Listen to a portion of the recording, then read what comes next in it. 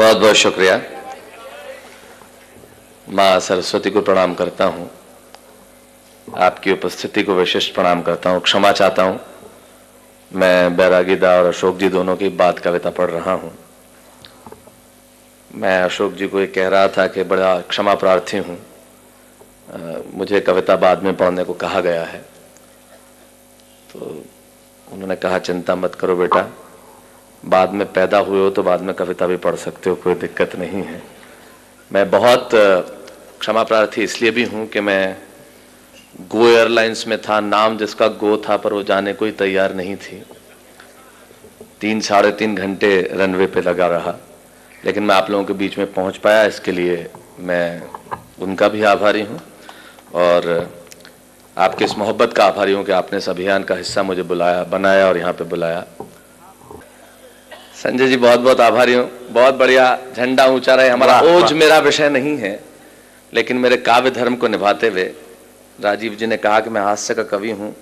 असल में मैं कवि ही नहीं हूँ, मैं बहुत साधारण और बहुत मन से चीज़ स्वीकार करना चाहता हूँ। मैं श्रोता हूँ। मैं बैरागी दा जी की और अशोक जी की कविताएं सुन सुन के बड़ा हुआ हूँ। मैं श्रोता भर हूँ। मैं तो बहुत छोटी छोटी बातें करता हूँ। कविता लिखना तो बहुत बड़ा काम है, क्योंकि नीरज जी कहते हैं कि आत्मा के सौंदर्य का शब्द रूप है काव्य, मानव होना भाग्य है, कवि होना सौभाग्य। तो कवि लोग तो ये हैं, मैं तो सिर्फ यहाँ पे उपस्थित भर हुआ। वाह वाह। झंडा ऊंचा रहे हमारा। मैं पहले भी आया था, तब मैंने एक बात कही थी कि ये नाम आपका बहुत अच्छा है कि झंडा ऊंचा रहे हमारा, लेकिन मैं इसमें सिर्फ एक परिवर्तन चाहता हूं कि इसे आप रहे नहीं कहें, सिर्फ इतना सा कहें कि झंडा ऊंचा है हमारा। इसमें रहे की आवश्यकता नहीं है, क्योंकि हमारा झंडा तो हमेशा सदैव ऊंचा है। मैं सिर्फ 4 पंक्तियां आपके इस अभियान को समर्पित करते हुए सुनाना चाहता हूं, फिर जैसा आप कहेंगे कर दूंगा।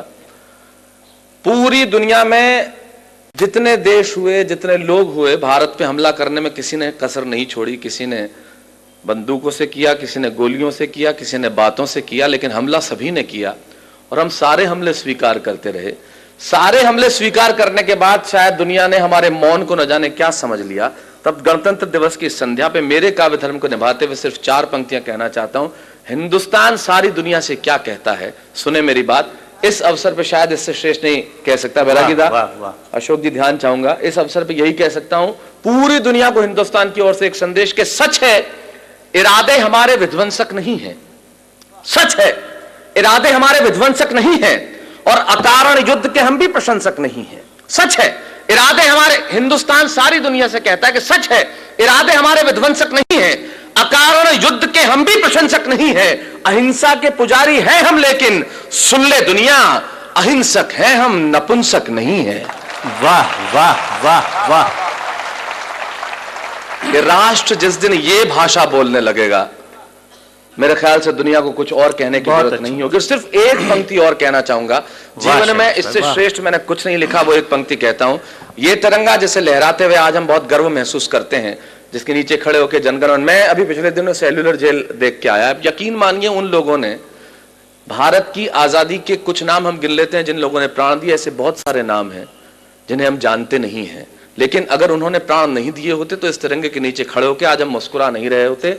उनके लिए सिर्फ एक पंक्ति कहूंगा, उससे श्रेष्ठ कह नहीं सकता। सिर्फ ये कि जिस दिन तू शहीद हुआ न जाने किस तरह तेरी मां सोई होगी। जिस दिन तू शहीद हुआ न जाने किस तरह तेरी मां सोई होगी। मैं तो बस इतना जानूं वो गोली भी तेरे सीने में उतरने से पहले रोई होगी। वाह वाह वाह वाह वाह वाह वाह।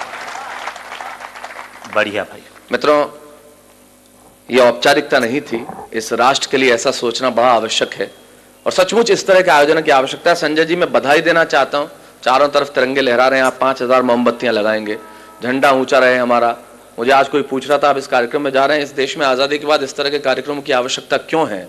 तब मुझे लगता है इन कविताओं की और ऐसे कार्यक्रमों की आवश्यकता सबसे ज्यादा है, क्योंकि जिस देश में रविन्द्रनाथ टैगोर के जय है जय है जय है से ज्यादा AR रहमान का जय हो बजने लगे, जिस देश में एक सुपरस्टार के कंधे का ऑपरेशन इतना महत्वपूर्ण हो जाए कि सारा का सारा मीडिया उसके दरवाजा के खड़ा रहे, लेकिन जिस तुकाराम ने बंदूक की नाल पकड़ के एक कसाब को जिंदा पकड़ लिया, उसके परिवार का हाल कोई नहीं पूछे, जिस देश में एक शाहरुख खान को अमेरिका के एयरपोर्ट पे रोक दिया जाता है तो इस देश के मंत्री पे बयान निकल आते हैं, लेकिन वो कलाम साहब जिनकी जुल्फ के एक झटके से परमाणु बन गया, उन्हें दिल्ली के एयरपोर्ट पे एक एयरलाइन ने रोका और इस देश के किसी मंत्री के कान पे जू नहीं रहेंगी। तब इस देश में ऐसी कविताओं की आवश्यकता है और ऐसे आयोजनों की आवश्यकता है।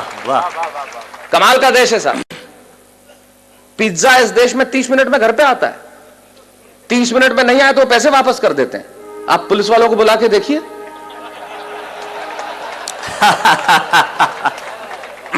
ये वो देश है जहां पे 8% में आपको कार का लोन मिलता है और 12% एजुकेशन लोन के देने पड़ते हैं।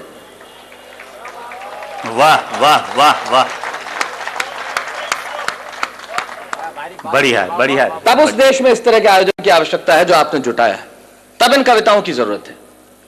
लेकिन बात तो वही है मित्रों, जैसा हम सब चाहते हैं, हर आदमी चाहता है कि मुझे, मेरे एक मित्र हैं संजय, उनकी बहुत बढ़िया पंक्तियां याद आती है इस अवसर पे। उन्होंने बहुत अच्छा कहा है कि कभी सलमान के बालों तो कभी कैटरीना के गालों पे मर गए। आज इस अवसर पे इससे बढ़िया पंक्तियां मुझे याद नहीं आती। क्या बढ़िया बात कहते हैं वो कवि कि कभी सलमान के बालों कभी कैटरीना के गालों पे मर गए, कभी चुंबन कभी चेहरे कभी चालों पे मर गए। ऊपर बैठ के भगत सिंह भी कहते होंगे, यार सुखदेव राजगुरु हम भी किन सालों के लिए मर गए। वाह वाह वाह वाह वाह वाह, क्या बात है, क्या बात है, क्या बात है, क्या वाह, बहुत अच्छा बहुत अच्छा बहुत अच्छा। शैलेश भाई एक बार फिर। तब इससे आगे की पंक्ति मैंने एक बात कही कि हमने याद रखा, हमने हमारे महापुरुषों को याद रखा, लेकिन हमारे महापुरुषों को कैसे याद रखा, एक पंक्ति में कहना चाहता हूं कि सपनों के झूले में हम सभी झूल जाते।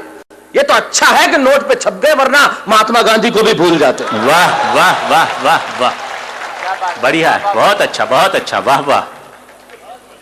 ये स्थिति हमारी हो गई। न तो मित्रों मेरा रस है ये, लेकिन आपके इस आयोजन में संजय जी बधाई देना चाहता हूं, मेरा ये रूप बाहर निकल के आ गया। वाह वाह, स्वागत है भैया। मैं न तो इस रस में कभी लिखता हूं न कहता हूं, लेकिन कहने लगा क्योंकि सचमुच मुल्क से बढ़ के कुछ नहीं होता। हाँ बेटा बात कर ले फोन पे एक बार पूरा। हाँ बुला ले बुला ले बुला ले, कोई दिक्कत नहीं। हाँ बुला ले बेटा, बात कर, चिंता मत कर। कहाँ है पापा? नाम क्या तेरा? अभिनव खंडेलवाल के पापा जी। कहां हैं आप? इधर ही हैं, आप आ जाएं अगर हैं तो, वरना बच्चे को मूर्ख न बनाएं ये कह के कि मैं कवि सम्मेलन में ही हूं।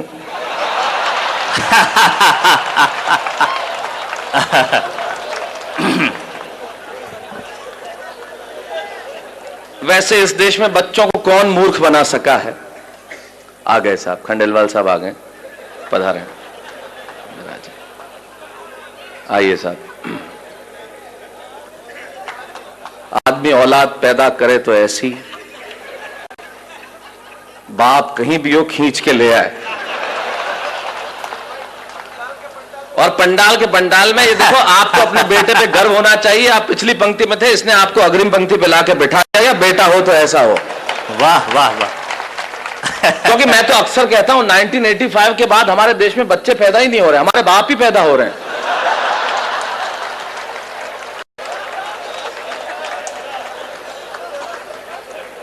उनसे एक सवाल करो, 3 सामने लाते हैं। मैंने एक बच्चे को पूछ लिया, मैंने कहा कहां पैदा हुआ था? बोला तिरुवनंतपुरम। मैंने कहा स्पेलिंग बता। बोले फिर तो मैं गोवा में पैदा हुआ था। इनका आप कुछ नहीं, थोड़ा तेज कर देना ध्वनि, इसकी वॉल्यूम बढ़ा देना।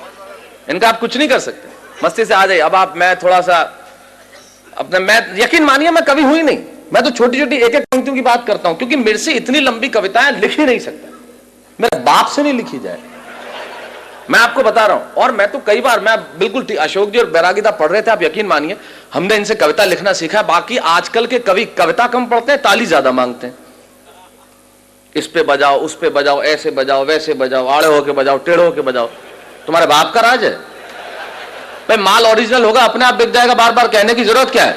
वाह वाह वाह वाह। मुझे बहुत कोफ्त आती है, मैं बता रहा हूं आपको।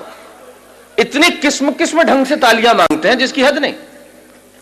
एक कवि ने कविता पढ़ना प्रारंभ की संजय भाई, तो किसी गधे ने बोलना शुरू कर दिया, तो उसने आयोजक को कहा इस गधे को चुप कराइए। बोले वो भी यही कह रहा है।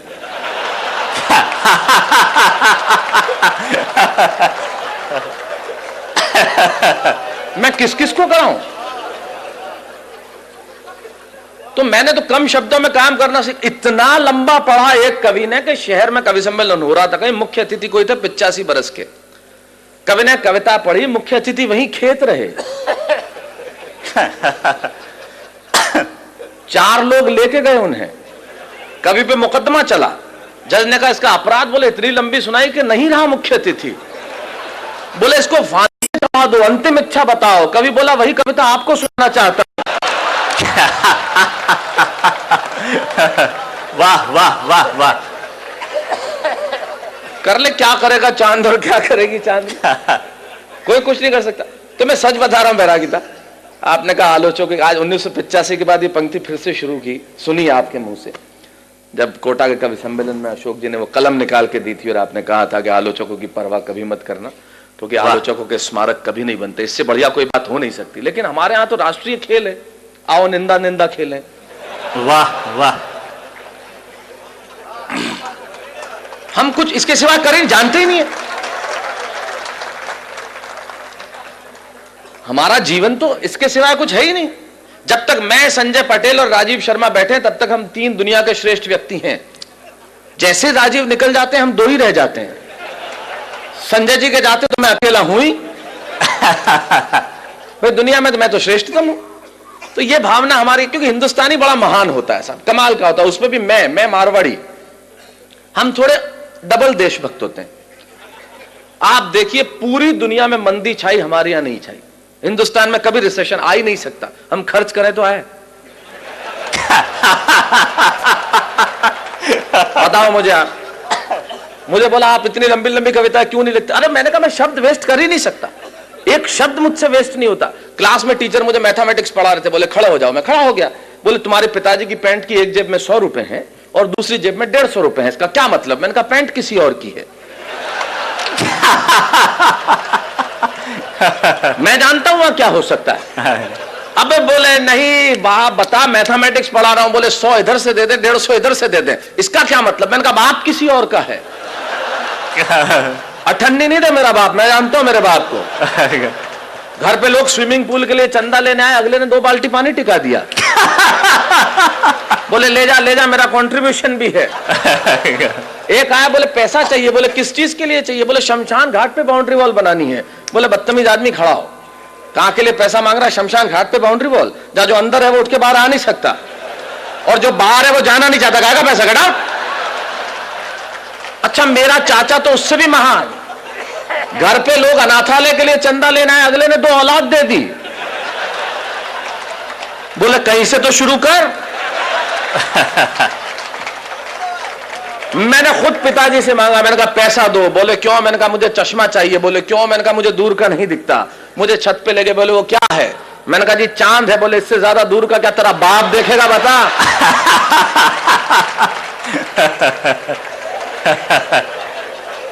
तो हमें पता है ये मैनेजमेंट कैसे करना, हम जानते हैं। हमसे बेहतर कोई नहीं जानता इसके। हम कुछ भी जमाने में वेस्ट करते ही नहीं। मैं बता रहा हूं वेस्ट कर ही नहीं सकते। घर में डिटेल की शीशी फूट जाए, आदमी उंगली काट लेता है।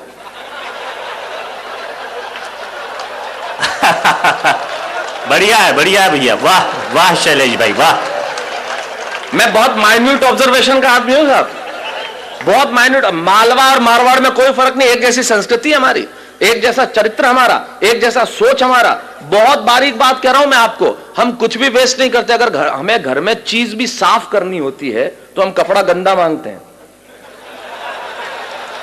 वाह वाह। गंदा कपड़ा दे। बोले क्यों, टेबल साफ करनी है। हम गंदे कपड़े से टेबल साफ कर लेते। बताओ इस देश में मंदी आ सकती है कभी किसी का। हमारे घर में पापड़ के टुकड़े बच जाए, महिलाएं सब्जियां बना लेती है, फेंकती थोड़ी उसे। घर में आदमी के ब्रश टूट जाए, नाड़ा डालता है, फेंकता नहीं है उसे। ये हमारा। क्या बात है, क्या बात है। अब बताइए इस देश की महानता के क्या क्या किस्से सुनाऊं मैं आपको। ये हमारा देश है, ये हमारा रिसोर्स मैनेजमेंट है। ये हम कैसे करते हैं हम ही जानते हैं। ये हमें पता होना चाहिए ना कि जीवन में काम कैसे हो। हमारे मोहल्ले में एक साड़ी की दुकान थी, मैं भी चला गया। अगले ने इतनी बारीक बात की कि समझ में आ गई, तो आपको मजा आ जाएगा। मुझे देख के बोला भाई साहब भाभी जी के लिए साड़ी चाहिए या कोई ढंग की दिखाऊं।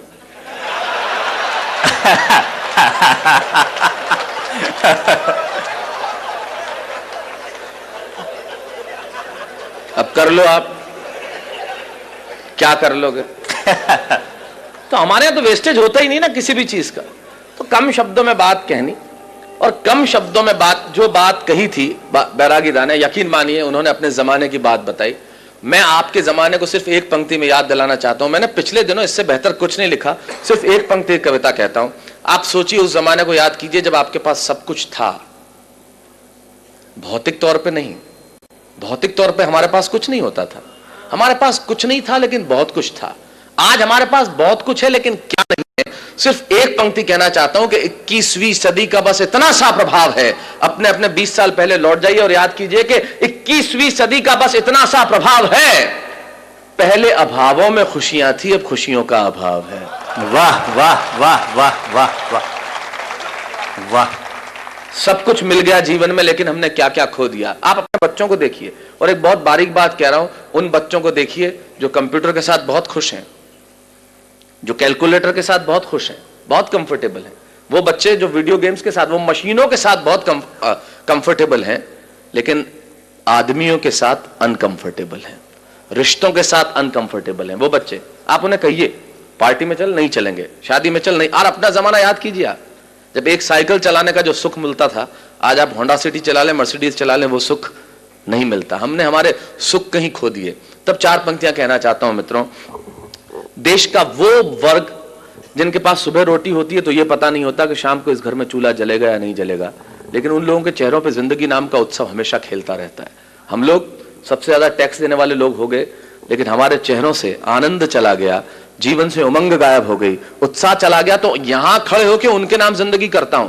वो मध्यम वर्गीय वर्ग जिन्होंने सुबह रोटी खाई तो ये नहीं पता कि शाम को होगी या नहीं होगी, लेकिन उन्होंने हमेशा सलाम किया, तब कहता हूं कि उनकी जिंदगी क्या है और हम क्या कर रहे हैं। सिर्फ चार पंक्तियां कि उनकी जिंदगी आखिर है क्या। भूख, गरीबी, शोषण, वेदना, पीड़ा जिनका सच हो, तब उनकी जिंदगी क्या है कि सुबह ही सुबह मोहल्ले में पानी भरने के लिए जाना, सुबह ही सुबह मोहल्ले में पानी भरने के लिए जाना, फिल्मी गीतों को धार के साथ गुनगुनाना, दफ्तर में बैठ के यही सोचते रह जाना कि शाम को उस घर में वापस न जाना पड़े जहां मां खांसती हुई मिलेगी, मैं दवाई नहीं ला पाऊंगा। ऐसा सच है उनका कि सुबह ही सुबह पानी भरने के लिए जाना, फिल्मी गीतों को धार के साथ गुनगुनाना, दफ्तर में बैठ के यही सोचते रह जाना कि शाम को उस घर में वापस न जाना पड़े जहां मां खांसती हुई मिलेगी, मैं दवाई नहीं ला पाऊंगा, बच्चों के टूटे खिलौनों को कितनी बार जोड़ पाऊंगा, बीवी की फटी साड़ी में से झांकेंगे सपने, आखिर वही तो है अपने, भले ही हर दिन बोझ है और खुद पर उधार है, तू जैसी भी है जिंदगी मुझे तुझसे प्यार है, तू जैसी भी है जिंदगी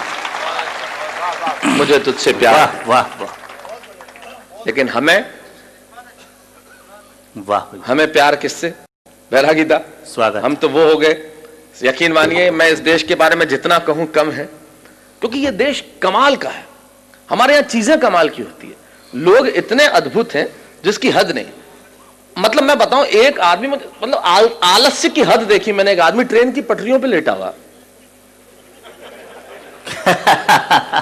और मैंने कहा भाई उठ जा, ऊपर से ट्रेन निकल जाएगी तो मरमरा जाएगा। बोले क्या बिगाड़ लेगी ट्रेन, ऊपर से अभी एरोप्लेन निकल गया, कुछ नहीं हुआ अपना। ये हमारा चरित्र। भाई काम क्यों करें हम? ये हमारा मूल राष्ट्रीय चरित्र यही है कि भाई काम बगैर किए हो जाए तो हो जाए, बहुत बढ़िया। 5000 मोमबत्तियां जल रही है, कोई अच्छा हमारी तरफ से भी एक लगा देना, ये हो गए हम।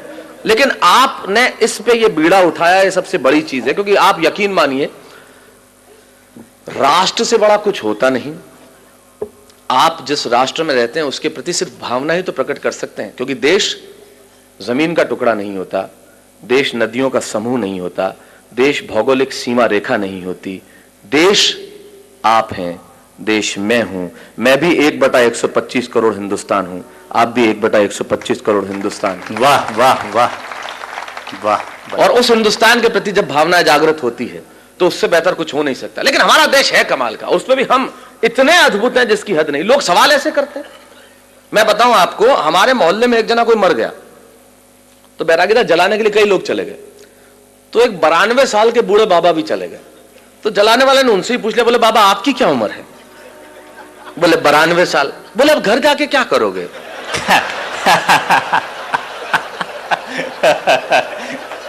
जाओगे आओगे टाइम वेस्ट करोगे।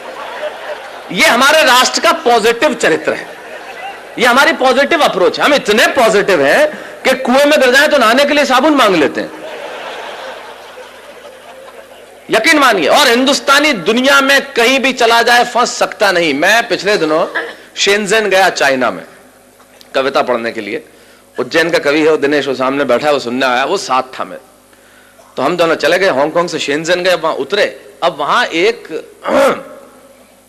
जो ऑर्गेनाइजर थे आने लेट हो गए, जैसे अक्सर ऑर्गेनाइजर करते हैं। आज तो प्लेन ही लेट हुआ है। तो अब वहां खड़ा है, अब ये घबराया, बोले शैलेश भाई अब यहां तो अपना एड्रेस कैसे ढूंढेंगे, चाइना, यहां सब चिंग मांग चू, यहां किसी को ना हिंदी समझ में आती ना अंग्रेजी समझ में आती, ढूंढेंगे कैसे। मैंने कहा तो चिंता मत कर, हिंदुस्तानी आदमी चांद पे चला जाए तो प्लॉट काट के भेज देगा, तो एड्रेस अभी ढूंढ लोगे कैसे। मैंने कहा तो चिंता मत कर। मैं जेब से पेन निकाल के खड़ा हो गया वहां शेंजन के चौराहे पे, और मैं खड़ा हुआ करता रहा, 5 रुपए का एक, 5 रुपए का एक, 5 रुपए का एक, 5 रुपए का एक। 2 घंटे बाद एक आया, बोले भैया यहाँ हिंदी कोई नहीं समझेगा। मैंने कहा बता एड्रेस।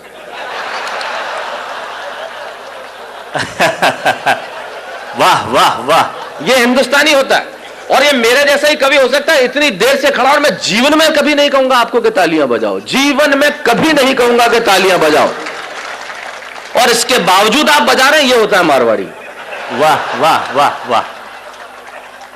भाई क्यों कहना, टाइम वेस्ट करना कि यहां तो जो काम होता। भाषा की बात कर रहे थे अशोक जी, जब मैं आया मेरे को बहुत अच्छा लगा, मैं आके बैठ गया, सुनता रहा। अशोक जी को मैं बरसों से सुनता रहा हूं, मेरे बहुत किसी को सही कहा संजय भाई, माइक्रोफोन का इस्तेमाल, शब्दों का इस्तेमाल, और कम्युनिकेशन के 4-5 सिद्धांत होते हैं। इसमें टोन है, पिच है, रेट ऑफ स्पीकिंग। अगर वो सीखना है तो अशोक जी को, आदमी को सुन लेना चाहिए कि किस तरह से कविता पढ़ी जाए और किस तरह से कविता लिखी। आज दोनों उदाहरण है, बालकवि बैरागी जी, अशोक जी, और दोनों इस चीज का संगम है। दोनों ही इस चीज के सर्वोच्च हैं कि कविता कैसी लिखी जाए और कविता कैसे सुनाई जाए। और आपने उन दोनों को बुलाया है। कैसी कविता लिखनी चाहिए? बैरागी दा की कविता, यकीन मानिए वो कविताएं, क्या कहा अंधेरा जीत गया, और क्या कहा उजाला हार गया, और क्या कहा सूरज के सारे ही कुनबे को लकवा मार गया, नहीं नहीं ये झूठ बात है, साजिश है, मक्कारी है, और इस पीढ़ी को आवारा कहना गुस्ताखी है, गद्दारी है। वो बैरागी दा इस मंच पे बैठे हैं जिनकी कविताएं सुन के हम बड़े हुए। और अशोक जी, इन्हें पता है कि कैसे लिखा जाए और कैसे सुनाया जाए। तो मैं कह रहा था, इनकी उपस्थिति में यह बात कहना चाहता हूं कि हम लोग जो हैं, इनको आप लोगों को 2 पंक्तियां सिर्फ इसलिए समर्पित करना चाहता हूं कि आप लोगों के होने की वजह से कविता नाम की चीज अभी भी जिंदा है। तब मेरी एक पंक्ति मुझे याद आती है कि छत नहीं रहती, दहलीज नहीं रहती, दीवारों दर नहीं रहता, घर में बुजुर्ग ना हो तो घर घर नहीं रहता। वाह वाह वाह वाह वाह। लेकिन हमारे तो बुजुर्ग भी कमाल के हैं, एक से बढ़कर एक हैं। वो हमारे मारवाड़ में कोई एक सास थी, वो अपने पोते को खिला रही थी, और खिलाते खिलाते पोता हाथ से गिर गया, चोट लग गई। तो बहू आई, उस बच्चे की मां, बोले सासू जी इसको आप आज से हाथ मत लगाना। बोले ठीक है, कर ले सौदा, मैं तेरे बेटे को हाथ नहीं लगाऊंगी, तू मेरे बेटे को हाथ मत लगाना।